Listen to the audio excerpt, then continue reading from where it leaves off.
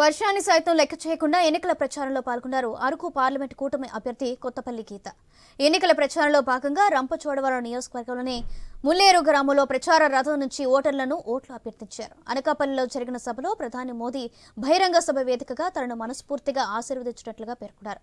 YCP హయాంలో రాష్ట్ర ప్రభుత్వం ప్రజలను పూర్తిగా నిర్లక్ష్యం చేసిందని, దళితులను చంపి డోర్ డెలివరీ చేసిందని ఘాటు వ్యాఖ్యలు చేశారు. త్వరలోనే రంపచోడవరంలో పవన్ కళ్యాణ్ సభ ఉంటుందని, ప్రజలందరూ భారీ ఎత్తున తరలిరావాలని పిలుపునిచ్చారు. ఓటర్లంతా టీడీపీ, జనసేన, బీజేపీ కూటమికి ఓటు వేసి గెలిపించారని విజ్ఞప్తి చేశారు.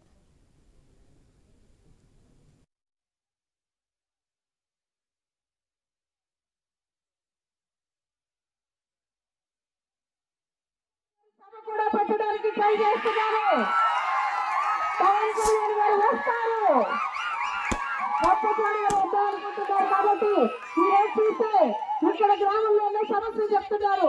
ఏలేరు కాలువ పంటలకి నీరు ఇవ్వకుండా ఆఫ్ చేసేసారని చెప్తున్నారు. అది వెంటనే పునరుద్ధరిస్తాం, పంట పొలాలకి నీళ్లు ఇస్తాం. రంపచోడవరం కాన్స్టిట్యూన్సీలో ఇక్కడ మిగతా కాన్స్టిట్యూన్సీకి ఇక్కడికి ఒక డిఫరెన్స్ ఉంది. ఏంటంటే మనకి చాలా అడ్వాంటేజ్. అది ఎమ్మెల్యే 3, ఎంపీ కూడా 3 మెంబరే. 2 బూత్లో 3వ నెంబర్, త్రిశూలో 3 నెంబర్, 3 పార్టీలు 3వ నెంబర్ పై మీరందరూ కూడా మీ అమూల్యమైన ఓటు వేసి శిరీషాదేవిని ఎమ్మెల్యేగా, అలాగే మీ బిడ్డలైన నన్ను